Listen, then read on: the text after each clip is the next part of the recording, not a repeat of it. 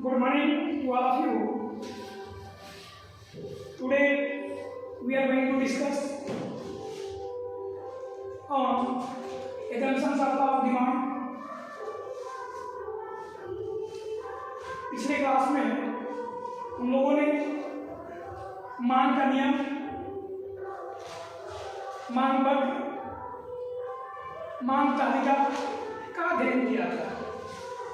Okay, आज हम लोग अध्ययन करेंगे मांग के नियम का अपवाद, assumptions of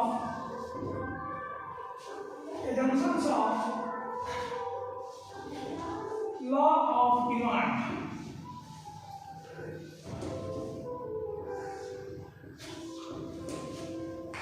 इसके पहले हम पढ़ रहे थे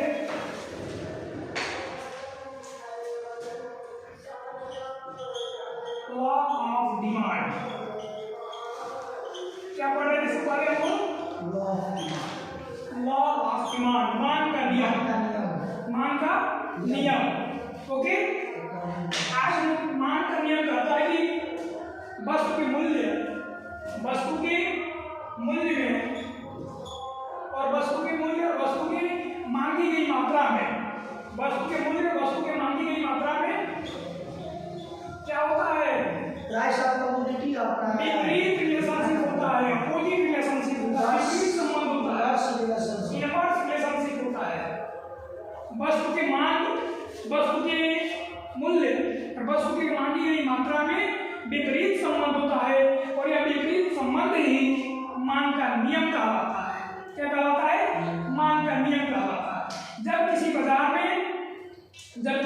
में सभी परिस्थितियों के सामान्य रहने पर उसके मूल्य में बढ़ोतरी होती है और उसकी मांग में कमी आती है, ये मांग का नियम कहलाता है। ठीक है, आज हम लोग क्या पढ़ना है? assumptions of law। assumptions of law, मांग के लॉ कौन सा? Law of demand. लॉ कौन सा पढ़ना है? लॉ ऑफ डिमांड, यानी मांग के नियम की मान्यताएं। आज हम लोग का हेडिंग है मांग के नियम की मान्यताएं। ऐसे कौन से assumptions हैं, ऐसे कौन सी मान्यताएं हैं? नियम की मान्यताएं, मांग के नियम के बाद मांग के नियम की मान्यताएं। आज हम लोग पढ़ रहे हैं मांग के नियम की मान्यताएं। देख लीजिए, assumptions of the law of demand, assumptions of the law of demand, assumptions of the law of demand।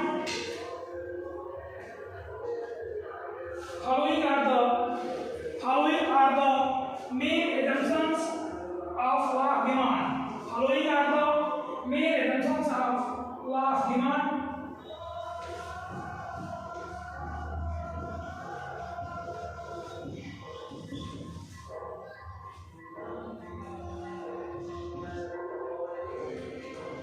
हो गया? अगला लिख लीजिए पॉइंट बनाकर। Point 1, there should not be any change, there should not be any change, there should not be any change in consumers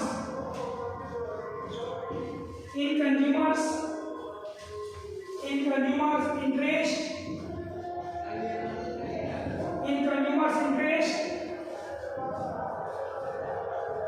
nature and fashion, nature and fashion। मांग के नियम की पहली मान्यता क्या है? कंज्यूमर्स। क्या है? कंज्यूमर्स का मतलब क्या होता है? उपभोक्ता। कंज्यूमर का मतलब उपभोक्ता। There should not be any change in consumers interest, nature and fashion. Okay, कहने का मतलब है उपभोक्ता के इंटरेस्ट मतलब रुचि, हाँ, नेचर प्रकृति और फैशन। क्या है? फैशन। उपभोक्ता के रुचि, प्रकृति और फैशन में किसी प्रकार का बदलाव नहीं होना चाहिए। क्या नहीं होना चाहिए? किसी प्रकार का बदलाव नहीं होना चाहिए, परिवर्तन नहीं होना चाहिए। दूसरा लिख लीजिए, no change in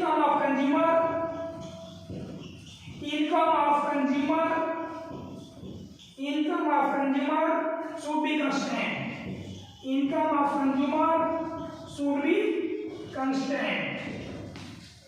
Income of consumer should be constant. Okay? Income of consumer. दूसरा मुख्य पॉइंट क्या है? Income of consumer should be constant. उपभोक्ता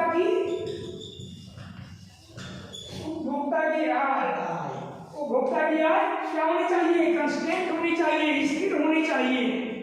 इसमें भी बार बार परिवर्तन नहीं होना चाहिए। यदि बार बार परिवर्तन होता है उपभोक्ता की आय में तो मांग का नियम लागू नहीं हो पाएगा।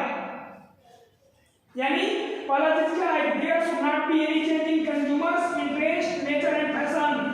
उपभोक्ता की रुचि में, प्रकृति में, फैशन में कोई परिवर्तन नहीं होना चाहिए, कोई बदलाव नहीं होना चाहिए। अगला है उपभोक्ता की आय में भी परिवर्तन नहीं होना चाहिए। उपभोक्ता की आय क्या होनी चाहिए? स्थिर होनी चाहिए, कांस्टेंट होनी चाहिए। चलिए अगला पॉइंट लिखिए।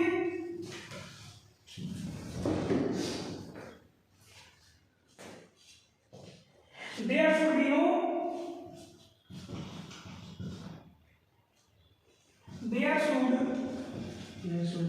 be no substitute. There should be no substitutes of commodity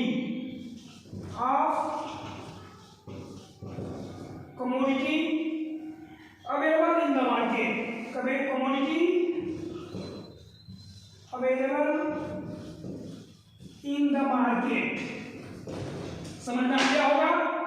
There should be no substitutes. Substitutes का मतलब क्या होता है? प्रतिस्थापित वस्तुएं क्या होती है? प्रतिस्थापित वस्तुएं, संबंधित वस्तुएं, स्थानापन्न वस्तुएं क्या बोलते हैं? सब्स्टिट्यूट को स्थानापन्न वस्तुएं, स्थानापन्न वस्तुएं। बाजार में वस्तु की कोई सब्स्टिट्यूट नहीं होना चाहिए। बाजार में वस्तु का कोई सब्स्टिट्यूट नहीं होना चाहिए। यदि बाजार में उस संबंधित वस्तु का कोई सब्स्टिट्यूट होगा तो क्या होगा? मांग का नियम अप्लाई नहीं हो सकता है। ठीक है?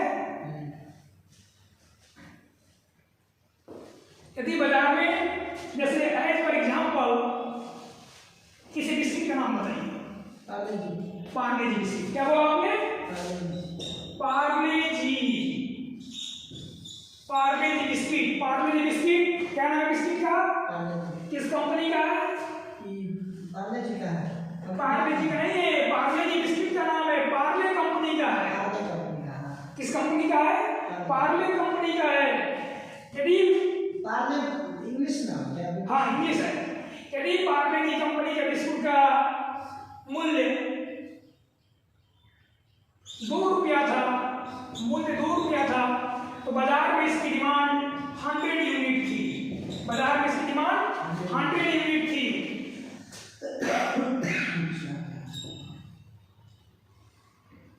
यदि इसका मूल्य बढ़कर के 4 रुपया हो रहा है, मूल्य बढ़कर कितना हो रहा है? 4 रुपया हो रहा है।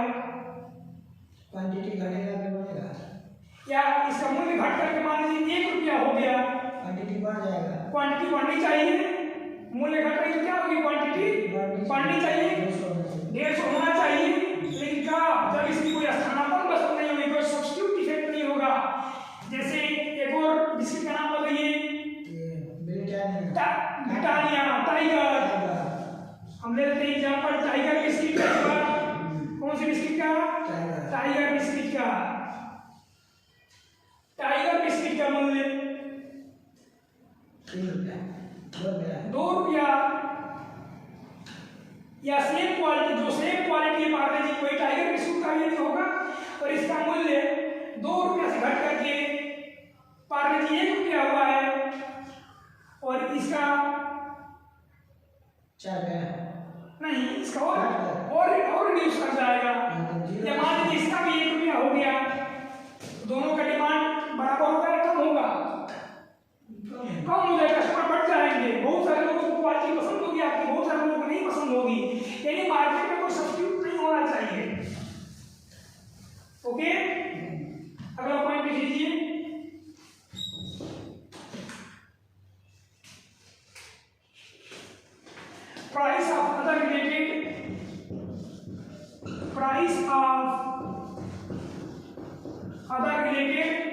price of other related goods should be constant. Goods should be constant. माल भी स्थिर होना चाहिए। अन्य संबंधित other related goods, अन्य संबंधित वस्तुओं का मूल्य स्थिर होना चाहिए। अन्य संबंधित वस्तुओं का भी मूल्य स्थिर होना चाहिए, कांस्टेंट होना चाहिए। ठीक है। The commodity which are bought, the commodity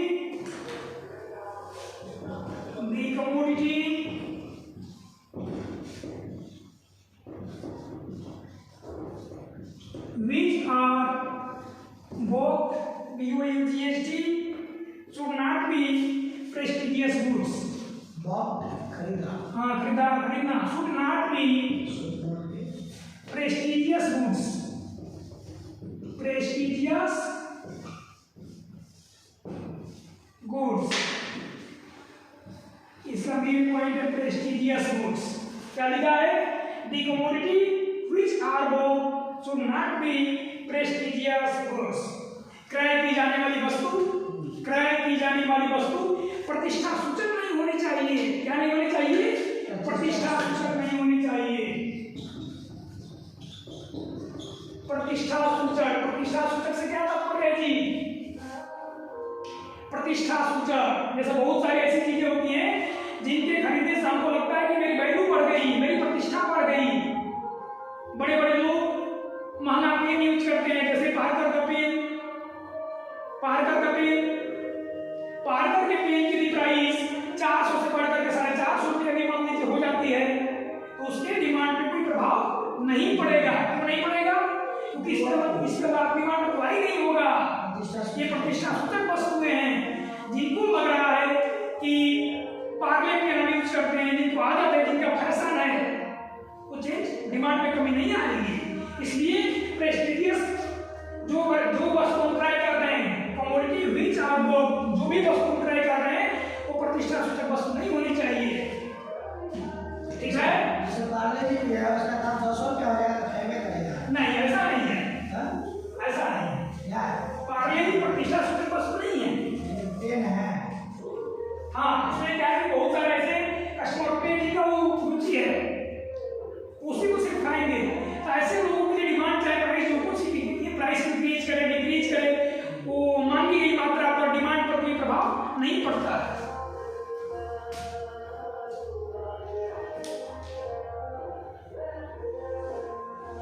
अगला पॉइंट लीजिए, there should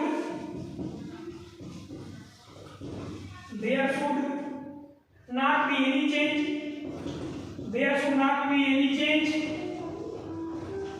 There should not be any change. There should not be any prospect. There should not be any prospect of future. Any prospect of future increase in commodity.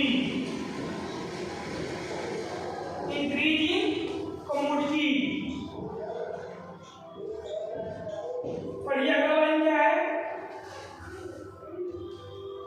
ये बता दो है। हाँ, वस्तु के निकट भविष्य में There should not be prospect of future. Increase in commodity. वस्तु के मूल्य में निकट भविष्य में परिवर्तन होने की कोई संभावना न हो। वस्तु के क्रय की जाने वाली वस्तु के मूल्य में निकट भविष्य में परिवर्तन की संभावना नहीं होनी चाहिए। जैसे फॉर एग्जांपल आपको बताते हैं, पेट्रोल, आपको एग्जांपल दे रहे हैं। पेट्रोल आज पेट्रोल कितना रुपये लीटर है? 110 रुपया। पेट्रोल का प्राइस कितना है? 110। पर एग्जांपल पेट्रोल का प्राइस 110 रुपये लीटर है और पर डे की जाकर डिमांड पेट्रोल की, या हमारे घर में 110 रुपये लीटर पेट्रोल है और मेरे घर में 20 लीटर कितनी है per day? 20 litre per day हमारे घर में पेट्रोल की डिमांड है। और यदि मुझे लगता है, आपको लगता है कि पेट्रोल की प्राइस 110 रुपये से घट करके 80 रुपया होने की संभावना है, 90 रुपया होने की संभावना है, तो हम लोग क्या करते हैं? पेट्रोल परचेज करते हैं? नहीं परचेज करते हैं? नहीं करेंगे, थोड़ा सा इंतजार कर लेंगे। हो सकता है कि जो आज पेट्रोल की प्राइस है वो डिक्रीज करके और 80 रुपये पहुंच जाएगी, तो हम 80 रुपये का पेट्रोल खरीदेंगे। कितने का परचेज करेंगे? 80 रुपये का पेट्रोल खरीदेंगे। इसलिए there should not be any prospect of future increase in commodity. क्रय की जाने वाली वस्तु के निकट भविष्य में उसके मूल्य में होने की कोई परिवर्तन होने की संभावना नहीं होनी चाहिए। समझ में आया? या अभी हम आपको डिक्रीज होने की बात बताइए। 110 रुपये पेट्रोल की हमारे घर में 20 रुपये की डिमांड थी, प्राइस डिक्रीज होकर 100 में, प्राइस डिक्रीज होकर के 120 रुपये होने की उम्मीद है। हम लोग क्या करते हैं?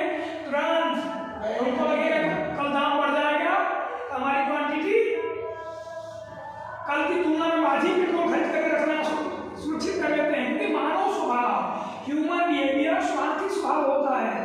हमको लगेगा कल मूल्य बढ़ जाएगा, इससे अच्छा क्यों हम कल का आज ही खरीद कर चलें, कल नहीं खरीदेंगे।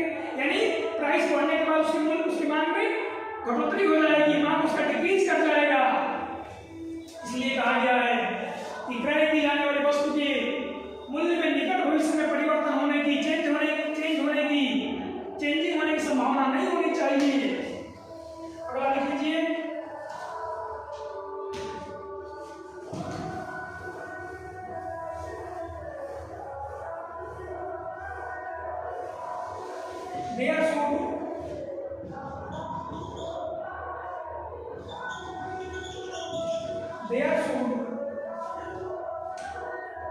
There should be no change. There should be no change. There should be no change in total.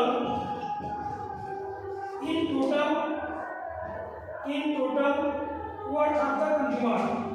Worth of the consumer.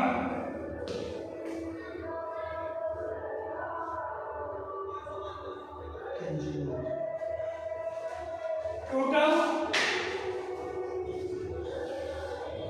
worth of the consumer. किसका? कंज्यूमर का। टोटल वर्थ किसका? कंज्यूमर का। There should be no change in total worth of the consumer. उपभोक्ता के आय में, उपभोक्ता के धन में किसी प्रकार का परिवर्तन नहीं होना चाहिए। हाँ? What is WELTH? Wealth of the work में धन होता है।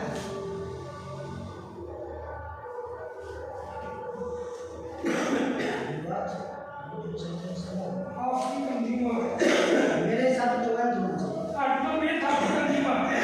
है ना? Total wealth W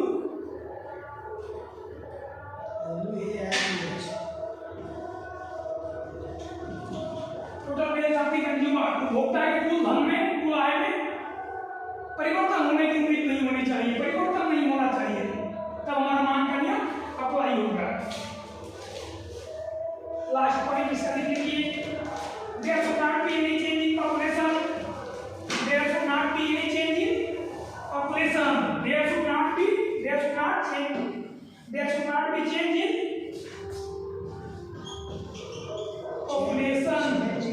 population. There should not be any change in population.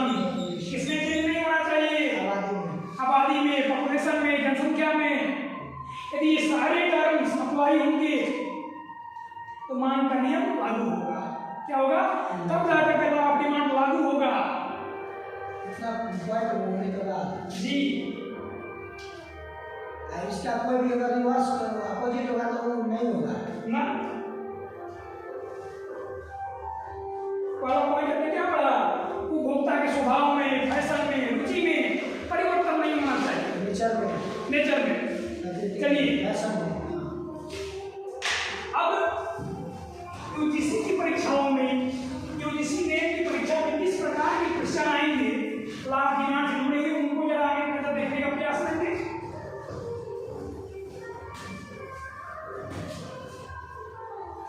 दरअसल हम लोग शुरू से अभी तक लॉ बिजनेस इकोनॉमिक्स के इंट्रोडक्शन से लेकर के law of demand, demand of work, demand पढ़ लिए, लॉ ऑफ डिमांड के बारे में पढ़ ली। तो इससे जुड़े हुए कुछ क्वेश्चन नोट करते हैं।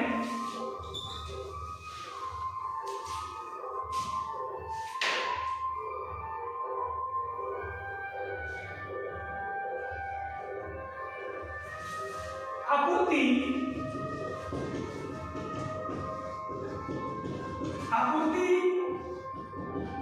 अपनी मांग स्वयं बनाती है।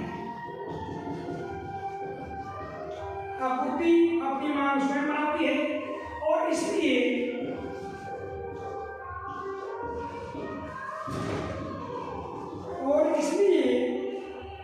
पूर्ण रोजगार एक प्राकृतिक स्थिति है, और इसलिए पूर्ण रोजगार एक प्राकृतिक स्थिति है, एक प्राकृतिक स्थिति है। ठीक है, यह सिद्धांत किससे संबंधित है?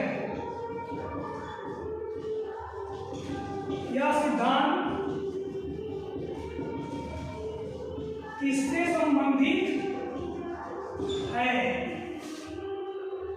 Option A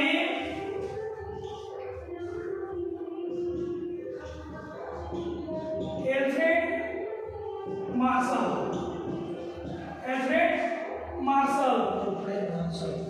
option B Adam Smith. Adam Smith किसको कहा जाता है जी? अर्थशास्त्र के जनक को। Adam Smith is the founder of economics. Adam Smith is the founder of business economics. Adam Smith को व्यवसायिक अर्थशास्त्र का पितामह कहा जाता है, जन्मदाता कहा जाता है। और एल्फ्रेड मार्शल, इन्हें कल्याण संबंधी परिभाषा का जनक कहा जाता है। एल्फ्रेड मार्शल कल्याण संबंधी परिभाषाओं के जनक हैं, जिनको कहा जाता है वेलफेयर डेफिनेशन। उन्होंने वेलफेयर डेफिनेशन दिया था। अगला ऑप्शन है जेबी से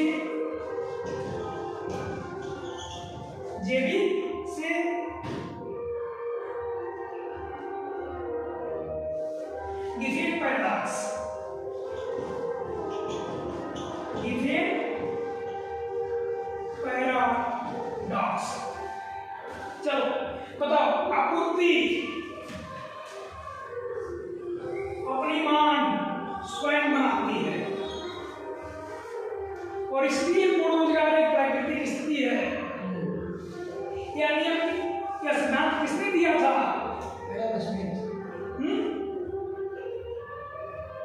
किसने? यह क्वेश्चन यूपी पीजीटी 2016 में पूछा जा चुका है। इसका पूछा गया है, यूपी पीजीटी 2016 में पूछा जा चुका है, इसलिए इंपोर्टेंट क्वेश्चन है, महत्वपूर्ण क्वेश्चन है। आपूर्ति अपनी मांग स्वयं बनाती है, किसका सिद्धांत है? नहीं, जेबी से। इस सिद्धांत को जनक जेबी से ने कहा था कि आपूर्ति अपनी मांग स्वयं बनाती है। कई बार इसको कहा जाता है लॉ ऑफ सी भी कहा जाता है। क्या कहा जाता है? Law of C. जेबीसी का शॉर्टकट नाम है सी, नहीं जेबीसी का नियम।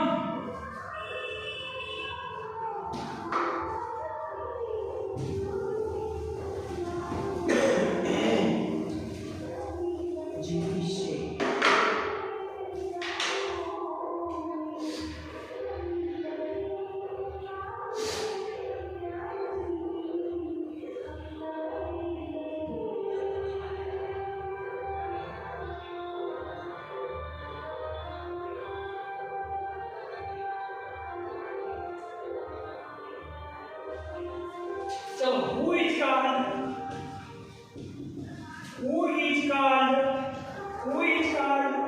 father of economics? Who is called father of economics?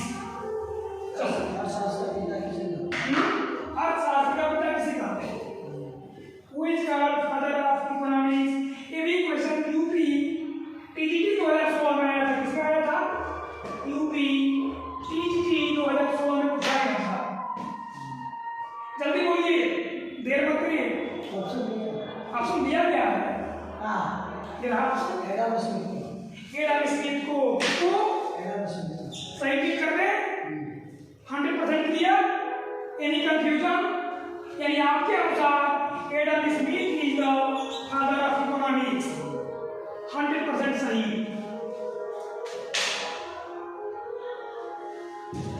इसी तरह के क्वेश्चन पूछे जाते हैं तो इंपॉर्टेंट क्वेश्चन है।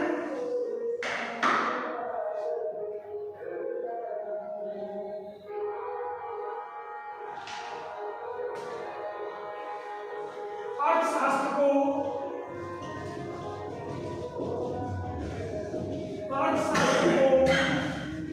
सीमित साध्य सहित अर्थशास्त्र को सीमित साध्य सहित सीमित शास्त्र है साध्य सहित सीमित साधनों अर्थशास्त्र को सीमित साधनों सहित सीमित साधनों जिनके वैकल्पिक उपयोग होते हैं जिनके वैकल्पिक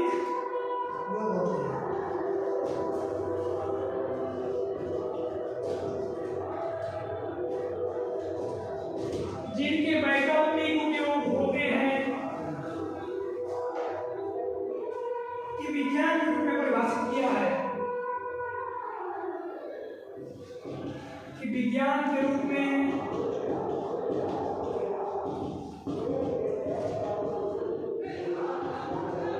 परिभाषित किया है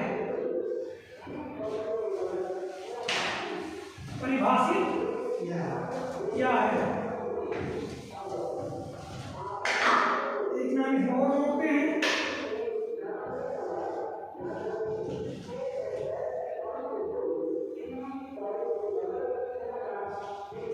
रॉबिन्स वाला नाम क्या है एल्फ्रेड मार्शल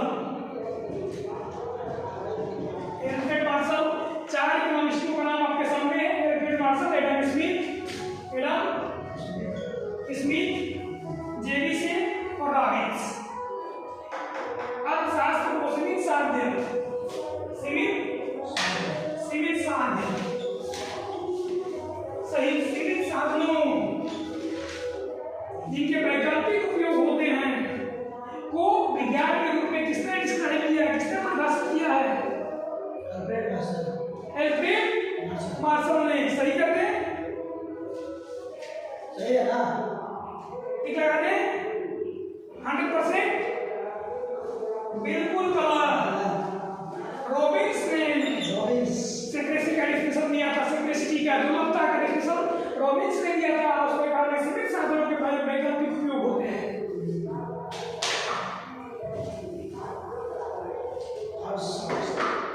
यह क्वेश्चन पूछा गया था यूपी एलटी ग्रेड 2018 में यूपी एलटी ग्रेड 2018 में पूछा गया था और ये क्वेश्चन बिजनेस इकोनॉमिक्स की इंट्रोडक्शन और डेफिनेशन से पूछा गया है। किससे पूछा गया है डेफिनेशन से डेफिनेशन पे क्वेश्चन है।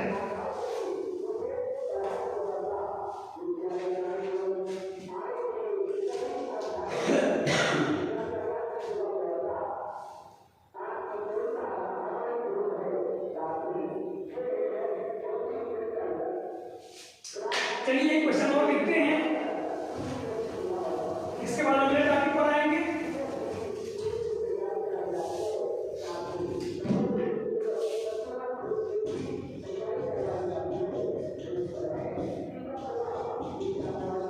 अर्थशास्त्र धन का विज्ञान है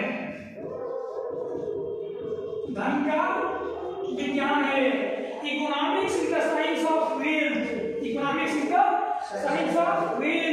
इस डिफिनेशन को किसने दिया था अर्थशास्त्र धन का विज्ञान है अर्थशास्त्र धन का विज्ञान है यह डिफिनेशन किसने दिया था एल्फ्रेड मार्शल। यह क्वेश्चन टीजीटी 2004 और 2011 में पूछा गया 2006 और 2011 में दो बार पूछा जा चुका है। अर्थशास्त्र धन का विज्ञान है अर्थशास्त्र धन का विज्ञान है इस डिफिनेशन को किसने दिया था किसने परिभाषित किया था अर्थशास्त्र धन का विज्ञान है एल्फ्रेड मार्शल। ठीक करते हैं।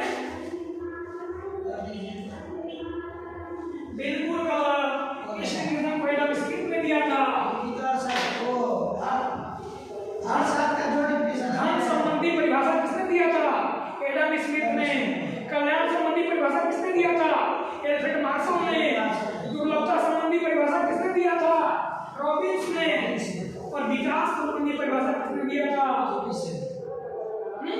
जेपी से नहीं, बारह भुट्टन ने। जेपी से क्या? जेपी से बाजार में नियम दिया था, बाजार संबंधी। समझ पाया? टीजीटी क्या हुआ है समझे? टीजी बिजली का नाम नहीं सुने हो? जैसे टीईटी होता है उसमें से हाँ, उसी तरह टीजी पत्रता परीक्षा है।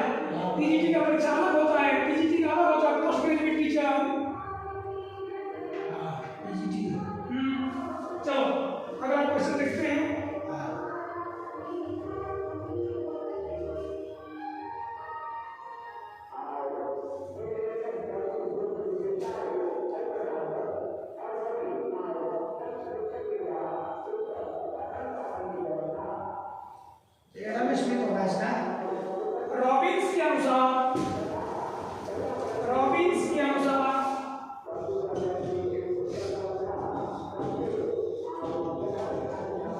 रॉबिन्स के अनुसार अर्थशास्त्र है। रॉबिन्स के अनुसार अर्थशास्त्र है। क्या है उसको ऊपर लिख रहे हैं। एक सामाजिक विज्ञान,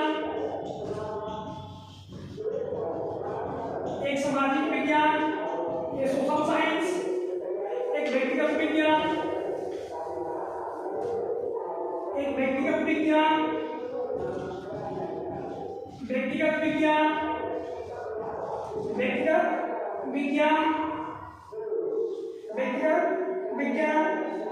दोनों मीन्स ए एंड बी, कोई नहीं।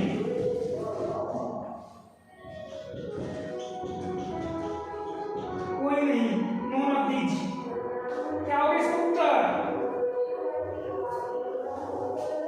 रॉबिन्स ने अर्थशास्त्र को क्या कहा? सामाजिक विज्ञान बताया है कि व्यक्तिगत विज्ञान बताया है? दोनों बताया है। कैसे? मेरे साथ आंसर बताइए। दोनों क्लियर कर रहे हैं? तीनों ए एंड बी दोनों ओके करते हैं। ऑप्शन सी को सही करते हैं। Very good. ठीक है, क्योंकि रॉबिन्स ने कहा था कि अर्थशास्त्र एक सामाजिक विज्ञान के साथ साथ अर्थशास्त्र एक सामाजिक विज्ञान के साथ साथ एक व्यक्तिगत विज्ञान भी है। क्या कहा था? एक व्यक्तिगत विज्ञान भी है, व्यक्तिगत विज्ञान भी है।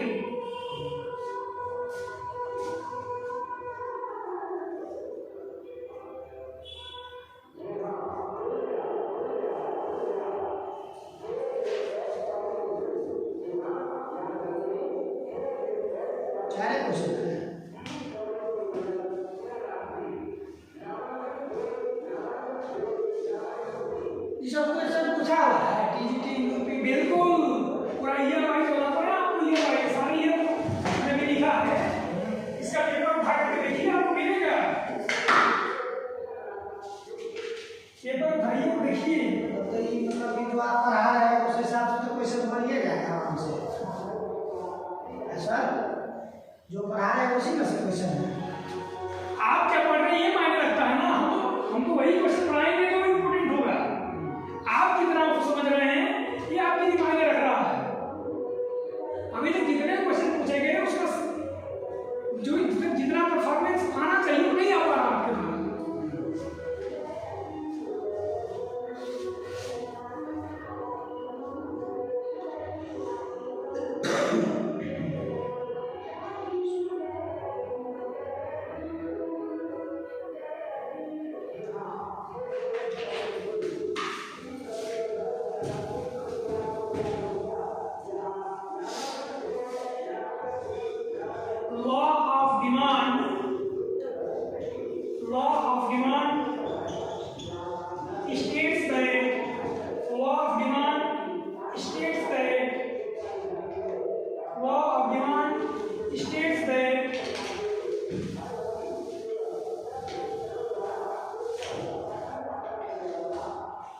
This is always a direct relationship. This is always a direct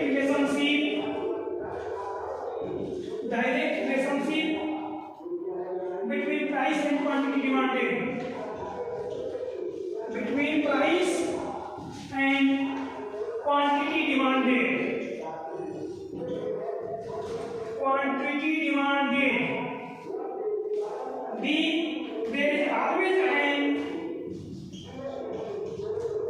There is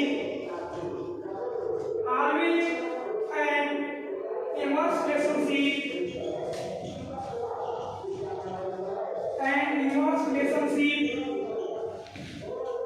Inverse relationship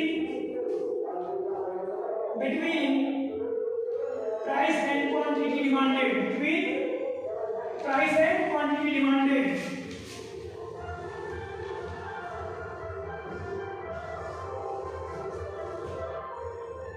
There is always a direct relationship. There is always a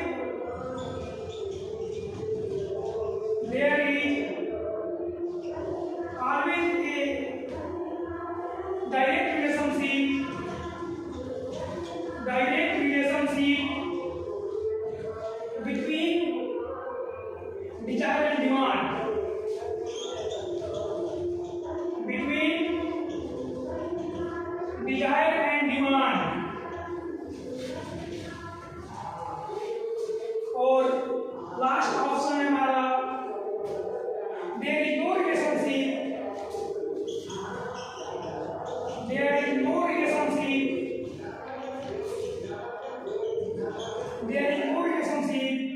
between price and quantity demanded.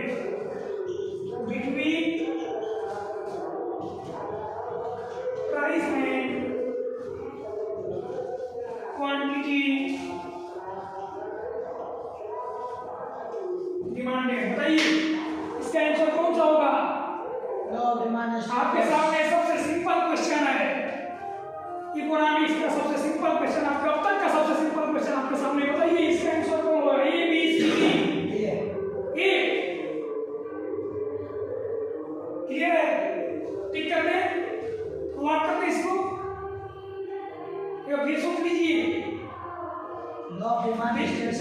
This is always a direct relationship between price and quantity demanded. Lock कर दें को, lock कर दें, lock करें। या फिर देख लीजिए सबसे सिंपल क्वेश्चन आप तक का